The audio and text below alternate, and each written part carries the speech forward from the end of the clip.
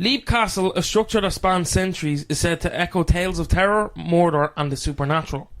Its depths hold secrets that have been whispered for millennia. The land upon which Leap Castle was built in the 13th century was not unoccupied, so they didn't wait. Yeah, they just kind of... in fact, it had been a place of initiation and concourse for the druids and other dark mystics since before the dawn of civilization. They would take the innocent and make them their own. That sounds crazy. Yeah, basically just be like, your ass is mine. Whatever prompted the O'Bannon brothers to build on that spot, their plans turned sour before the first block was even laid. A quarrel over who should be the chieftain led them to leap from the highest part of the mound where the castle was to be built. The survivor would be the ruler. After this pact, the castle was named Liam O'Bannon, meaning leap of the O'Bannons. So basically they had this little competition. They were like, right, we're all going to jump off a cliff. Okay.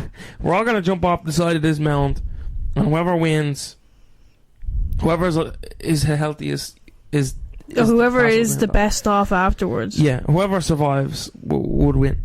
However, the reign was short-lived. Their masters, the ruthless and power-hungry O'Carroll clan, soon took a fancy to the castle and seized it. Rumours about the many murders they committed at Leap Castle were prominent. So, before they even got there, the bad things were... The O'Bannons were already doing mad shit. So by the time the O'Carrolls got there, and they were menaces anyway. So, you know, to this point, we've already kind of, you know... I don't know. So when the chief of the O'Carrolls died, without a named heir, his two sons argued over who would be the new lord of this clan. One of the sons, Thaddeus, a priest, was killed during a mass by his brother Tig. This place in... yeah, it is bad. Yeah. You can't be killing someone, you can't be doing it during a mass. Yeah, that's kind of crazy though, but I suppose they weren't that... They didn't care. Yeah, like, you bad. Give me that fucking castle. So yeah, he was killed during mass. The place in the castle is known as the Bloody Chapel. Oh. So they named it like there's like because he got killed? Yeah, but there's different points all over the castle, and I'll get into that in a while, that are like crazy names. And you're like, no fucking wonder. This place is really dark.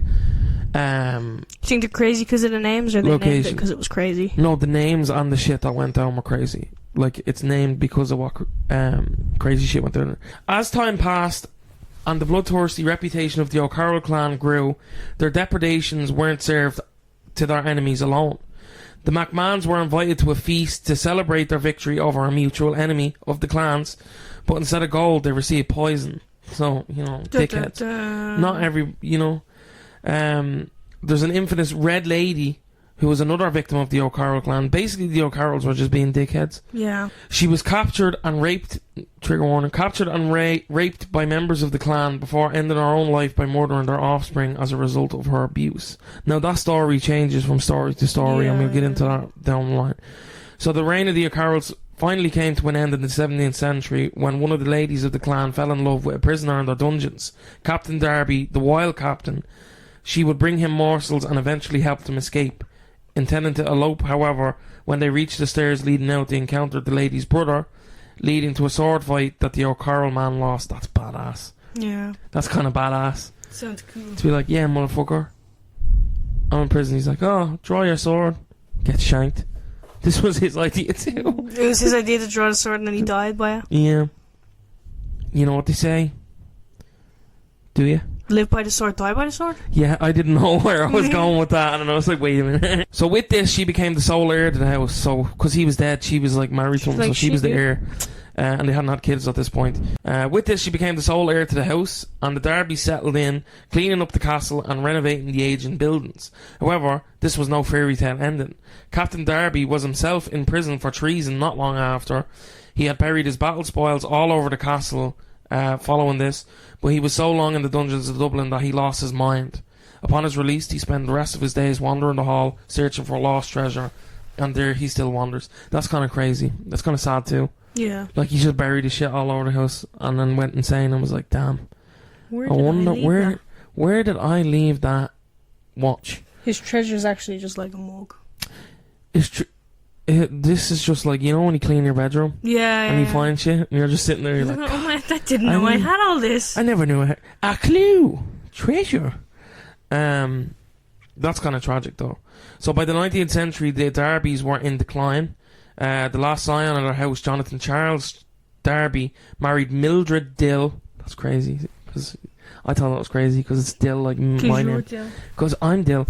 So he married Mildred Dill on November 7, 1889. She was a mystic of the sort, popular in tea rooms and upper levels of society at that time, as well as a gothic novelist. Oh. However, her dabbling in seances seemed to awaken something far more dangerous than she had anticipated. So yeah, diddling with... She sounds cool. Cool, but also like unleashed the next spirit. So she described the spirit that she unleashed as an elemental, and the speculation behind it was something left behind by the old druids. Something they could not control themselves, or even that was one of the black O'Carrolls who had died of leprosy. She described it as follows. Now this is a direct quote from her. The creature was about the size of a sheep, thin, gaunt, and shadowy. Its face was human, yet inhuman. In its eyes, a lustful gaze, half decomposed in black cavities. How do you know it's lustful if there's nothing in the cavities? So half decomposed in black cavities, stared into mine. The putrid smell 100 times intensified, assaulted my nostrils, inducing a deadly nausea. It was the smell of a decomposing corpse. So I think that creature goes on, and I think people call it it. Okay. Literally just it. Yeah. Reminiscent of a clown. And it's crazy because you'll see later on its form kind of changes. Okay. With stories. So on the 25th of November 1915, two of our servants, knowing the master in quotes would be late, and that I was driving that afternoon, invited two soldiers from the barracks at Bear, a distance 6 miles away, as friends. They arrived rather late, and my husband came home early. So the visitors had kept out of his sight in the lower regions of one of the wings. So at that time it was the priest's house. Right. They were unable to be shown the centre tower at the very lofty hall. At 7:15, my husband and I went to dress for dinner. My room was at the very end of the house and the kitchen's, while his dressing room was the door next to me. Was basically next door. As I was dressing, I was startled by a loud yell of terror-stricken male and female voices coming apparently from the hall. I ran out to see the cause. My husband was ahead of me, and at his heels I passed through the corridor of the wing into the gallery. Leaning against the rail, I saw the thing, the elemental, and I smelled it all too well. At the same moment, my husband pulled up sharply, about 10 feet from the thing, and let fly a volley of abuse at me, ending with dressing up a thing like that to try and make a fool of me. And now you'll say I've seen something, and I have not seen anything, or there is nothing to see, or ever was. The last speech, without pause, began with one hand waving at the thing, ended with him stalking back to his dressing room, still abusing me for trying to give him a fright. As he was speaking, the elemental grew fainter and fainter in its outlines until it disappeared. He never made any inquiry as to the yell that had called us both out, and from that day to this has not mentioned the incident to me. I heard from our servants that when we went to dress for dinner, they had brought their friends just to show them the hall, when all four had suddenly seen and smelt the elemental called it. It was looking down at them from the gallery.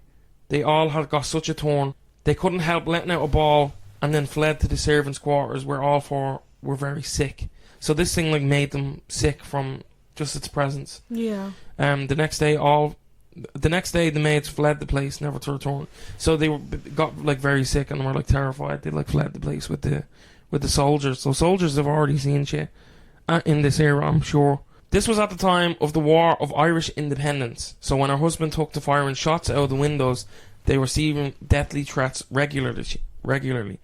So they ended up fleeing with little more than the clothes on their backs. Shortly thereafter, the castle was bombed, burned, and looted, and peacocks hung by mee-hooks from the halls. But another chilling discovery was revealed. The O'Carrolls had built themselves an obelisk behind the wall in the chapel, a deep pit with 8-foot spikes at the bottom, and they would drop guests into the hole without warning. Whoa! Hundreds of skeletons were uncovered, many still impaled on the spikes, and it would take more than 3 full carts to clear them all out of it. They then found a pocket watch that was still working, so had been used fairly recently. Oh shit! So at the bottom of the pit, they found a pocket watch that was still functional. Do you think it was like a situation where, like, they brought them their planet to put them in the pit, or were they just like having dinner and they're like, you know what, he's going in the pit.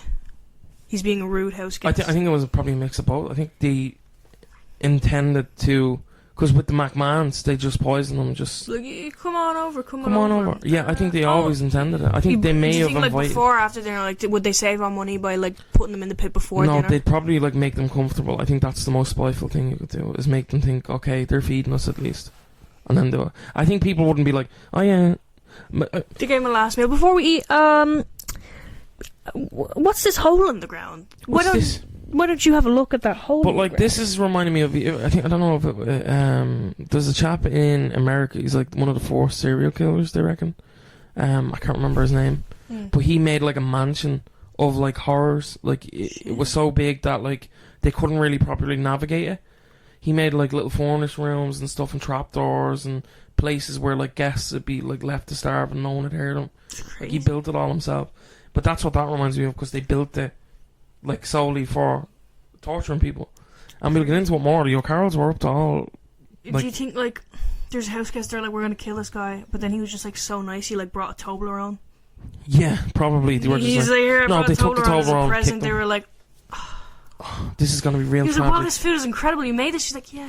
But it's also that they didn't rob the people. What flags to me as well, and the people didn't have anything on them except for one with a pocket watch. Was it people of like nobility or like? No, because that's what I'm saying. Only one of them had a pocket watch on them.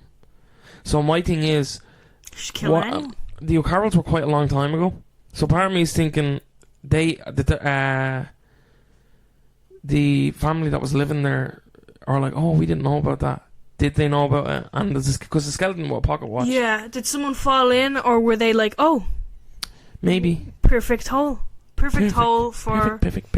They're like, well, it'd be a shame not to use Guest the was hole. Maid was dusting. That's why they were never heard of again. They were dusting, and then just like, yeah, either like someone fell in accidentally, or they were like, well, there was a perfect hole to be thrown in, so we threw people in. It's that part in Home Alone 2. Wow. What a hole. Just like, the edge. Just like looking down. Like looking down. Fall into it and I'm just at the edge. Just like, wow. What a hole. What is that I see? And then I tumble over. What is that I see? I see something sparkly down there. It's a pocket Why watch. are you English? I don't know why I keep doing English accents. So it'd been used fairly recently, right? So a relative of the Darcys lived there until she was brought low by gangrene, and the place lay empty until the 1970s, when an Australian historical enthusiast by the name of Peter Bartlett took... Fuck off, Mel. Fucking Jeepers Creepers. An Australian... so Peter Bartlett... It is giving Jeepers Creepers vibes. Yeah, it's quite creepy. Especially with the hole. Yeah, well... Oh, yeah. I was like, wow. So it was empty until the 1970s. An Australian historical enthusiast by the name of Peter Bartlett took over and began renovations. He himself was a descendant of the O'Bannons, and he claimed to have seen things moving around by themselves. He hired a self-proclaimed white witch to drive out the spirits, who died themselves tragically not long after. Today, the Ryan family have owned the castle and have completed the renovations begun by Bartlett, opening the castle to visitors. So, I don't know if I want to visit. I kind of want to make friends with the little elemental dude. I want to because would he be my friend? Because he stopped long enough for your man to just be like. His eyes were lustful. But he stopped, like, he's clearly not angry because like he could have rushed the husband, and like whatever, right? So he just stood there while he lay into his wife like, bitch. Yeah, I told you not to do this. I didn't get to mention. Did she have a history of doing stuff like that? Yeah, she was gothic. But specifically teasing him with it. Because he was like, you're going to make me think... Yeah, because of the seances and stuff. Seances that was what it was back then. Like, sometimes you do, like, a real seance, and sometimes you do one with guests that's just to fuck with them. Oh, so she would just mess with him a lot. Yeah, he's like, oh, great. He's like, great. Another one. And she's, like, horrified by this thing. That's some Scooby-Doo shit. You know the bit where Fred's like, yeah, it's just another guy in a mask, and he pulls it, and it's real. She's, like, shaking. He's like... this guy over But here. do you know what, right? At that point, I'm like, do you know what? I'm leaving your ass because you've fucking done it again. You unleashed this little ugly monster on us. You've gone and done it now, haven't You've you? done it now. You've It was gone and- ancient You just said he druids. was your friend. Now you're calling him an ugly monster. No, but he is ugly, man. I would help him. We don't know he's ugly. I'd big him up. Like, I'd give him a personality and stuff. I'd be like, hey, what are you interested in? You was born a shrimp. You- He doesn't. For It's what? not your fault, man. You was born a shrimp. You was born a shrimp. How do I look, yellow man? Is that what you're... Yeah, that's what I'm referencing. He's like, you were born a shrimp. This isn't even your fault, you know. This It's isn't not your your fault. fault. This is like Your you're like fault. this. You were born a shrimp. If you don't know what we're referencing... Smiling friends. It's Smiling Friends, yeah. So according to legend, the Red Lady, so we referenced it briefly before, there's quite a few, but the most prominent There's was that lots she of was a red maiden. ladies. She was a maiden who was captured by a member of the O'Carroll clan and held prisoner. It was said that she was assaulted by several O'Carrolls and gave birth to one of their children. This displeased the O'Carrolls, who couldn't afford to feed another mouth. Air quotes. These That's like motherfuckers well cut. crazy. It's believed that one of the clan murdered the child with a dagger. The mother, who was understandably distraught, and is said to have grabbed the dagger and used it to end her own life. So over the years, the Red Lady has been described by several people, and she's described as a tall woman dressed in red, and is said to move through Leap Castle carrying the very dagger that was used to take her child from her. So the original, what people thought was that she was a wife of one of them, and you know, she was displeased that they had children. She stopped the child, but in actual record, it was that she was abused. So there's like historical facts saying that Yeah, she was abused. she was. There's evidence from her bones and stuff that she was really abused, and you know, she was obviously used as a slave by these O'Carrolls, and it's unfortunate that they killed her child, and then she was just, you know, she couldn't live, so she stopped herself. Yeah. That's, you know, it's tragic. This castle, the stories from this castle are tragic. Like, the minute they got onto the land, there was already shit happening. So we'll go on to the obelette that we talked about earlier. So the obelette is a small chamber in the Bloody Chapel's corner. Originally, it served as a storage place for valuables and a hiding place during sieges. However, it took a more sinister purpose when the O'Carrolls transformed it into a dungeon, using it to imprison prisoners. So the name obelette derives from the French word to forget, reflecting the chilling reality of the chamber. Once a prisoner was thrown in, they were simply forgotten about. The obelette remained hidden until the early 1900s, when a renovation of the castle uncovered it. It's said to be filled with hundreds of skeletons, further emphasising its dark history. So this room was within the Bloody Chapel, and the Bloody Chapel is said to be home to many of the wandering spirits at Leap Castle. Many people who passed the castle after dark have reported seeing a bright light pouring out from the upper windows. One of the stories told at the Bloody Chapel is about the bloody murder of the O'Carroll priest, who was the brother by one of his own brothers during a struggle for power. It is said that the priest began mass before his brother had arrived, which was seen as a sign of great disrespect. The brother murdered the priest right there in the chapel during his sermon. According to reports, the ghost of the priest may be seen lurking in the stairway near the chapel. So, yeah, that's quite crazy. This is some Game of Thrones shit, bro. Yeah, even from the start, from the instead of gold, they got poison. Yeah. It was given Game of Thrones. So, this is it. So, it and the elemental have kind of departed from each other. Yeah. So, but the actual think they're the history same. is they're one and the same. Oh, okay. So, it is numerous people were imprisoned and executed within the castle, and it's said that one of the reasons why it's like one of the reasons why it's haunted. So, one of the most terrifying things that resided within the walls is known as it. It is a small creature, approximately the size of a large dog, with a decaying face. It is believed that when it appears, it's accompanied by the smell of sulfur and decaying corpse. So the story of it came about more recently, before people had known the story of the elemental. Yeah. So that's why it kind of separated. So the elemental is meant to be like an ancient kind of thing that was brought forward by the druids and unleashed by the wife of one of... Okay. But wasn't the wife with the seances? Yeah, so the druids had unleashed it, and they couldn't get rid of its power. Yeah. So they put a spell on it, and she kind of undid it. Oh, okay. So the elemental is believed to primarily inhabit the countryside, where it has taken root at a specific location during the fashion of the day, when the castle's ownership was transferred to the Darbys. Mildred Darby indulged in occult practices. So this is it's widely speculated that our occult experiments awakened the elemental. Mildred Darby documented her terrifying encounter in 1909. While standing in the gallery, she felt a hand grasp her shoulder. Upon turning, she witnessed a creature resembling a sheep, yet with an inhuman, gaunt face. It possessed black, empty eye sockets and emanated the putrid smell of a decomposing corpse. The Darbys remained in the castle until 1922. So for quite a long time. So yeah, the story of it and kind of the elemental, they broke apart, but it's the same story. Which I think that's the creepiest, because they think that it and the elemental is actually two different yokes, and the elemental took the shape of one of the experiments that had gone on in the dungeons of the castle. So the O'Carrolls were rumoured to have been into fucked up shit and torture. It said that they would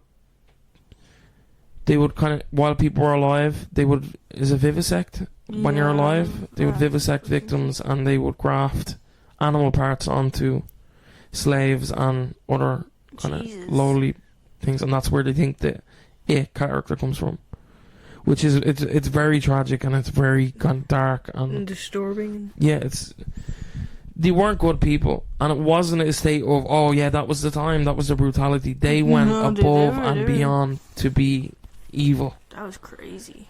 So in the priest garage, or priest courage, I don't know how to pronounce that, but I wrote it. So shadows have been seen wandering the priest's house, an empty shell since the 1922 burning. A burly man has since been seen pushing a heavy barrel up the stairs, only for it to roll down and disappear along with him when he reaches the top. That's devastating.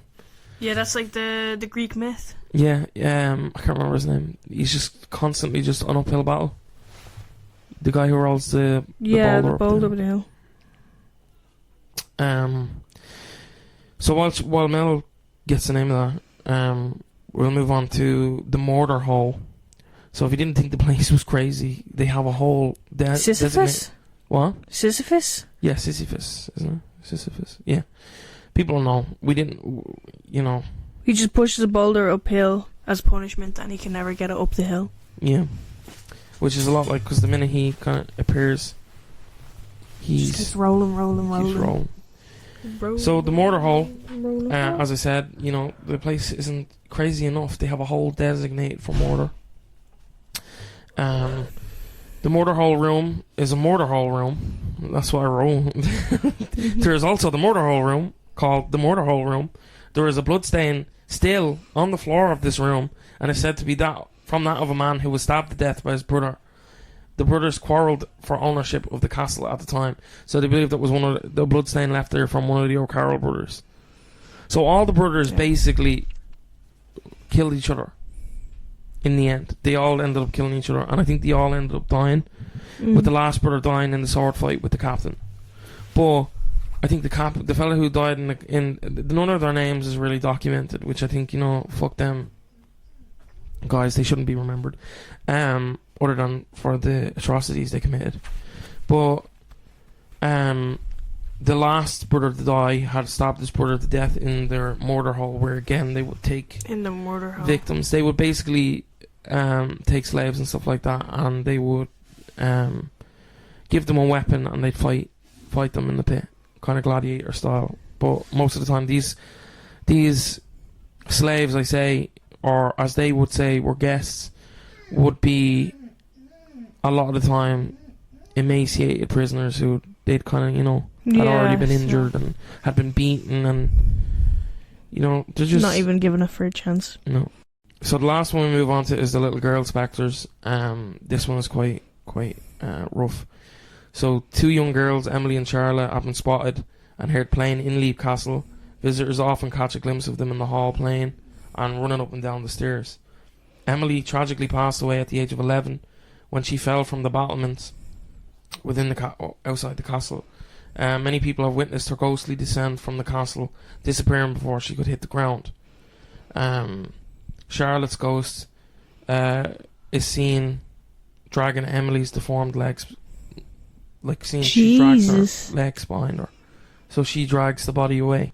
That's really a dark story, and it's just the castle in itself is just really like fucked up. All the shit in it is really just, it's not a good place, and you can see why evil kind of clung to it, and I can see why other evil and stuff can, because there's a lot of ghosts that can't be identified in historical record that are said to be there, and a lot of people say, I know it's not that, but other people think it's actually evil spirits or demons who are taking the form of spirits within the house, and you know, they've kind of just slid in with the others. So yeah, this is one of the darker, I think this is like the darkest we've done. Yeah, no, it really is. Like it's tragic that the kid is kind of like reliving the last day of her life, and then before she can hit the ground, it's kind of like she resets, and then the kid, little Charlotte, they think she died from a fever then at the age of, I think, 13. So she was dragging the corpse around because that's what she did when she looking for help. She'd been trying to, you know. It's really sad. The amount of even children that have been killed there by the O'Carrolls, women, slaves and stuff, even the people that went insane inside the house. To this day, it's a source of evil. A lot of people kind of they go there and they say it's like one of the most disturbing places they've ever been to. Yeah, I can't imagine. It feels rough. The minute you're there, it feels very heavy, like the atmosphere. And I guess that would even be there, you know, for a lot of people, even if you're a skeptic, because I find even in places that, you know, there's a dark history, you're gonna feel, you know, sadness for what has gone down there. Yeah. But yeah, what are you thinking? Crazy. Very crazy, very disturbing, very sad. The O'Carrolls, wonder if they're any relation to Mrs. Brown. Isn't he Brendan O'Carroll? I don't think so, because I think that bloodline died out with the last brother. Yeah, I don't even know. So probably not. Sorry, I got sidetracked for a second there. I think the scariest one there is probably It.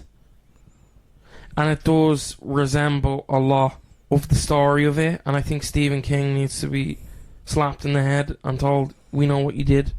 Because that's literally how they defeat it, is by belittling him and not believing in him. And that's what happened to that spirit for your man.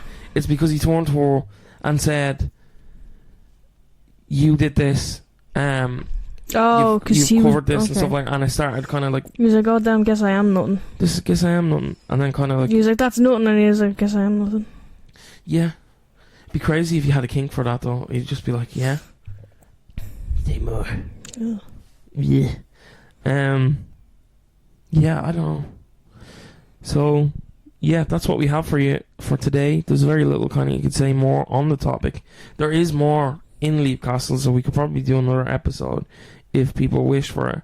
But I am quite happy leaving that there. Yeah. So yeah, remember to follow us on all social media. Leave a rating on the podcast wherever you get your podcasts, and yeah, give us a follow. Maybe leave us a comment saying you came here from this. You came, you saw. Praise the Lord. Pray the Lord. But yeah, we'll catch you in the next one. Goodbye.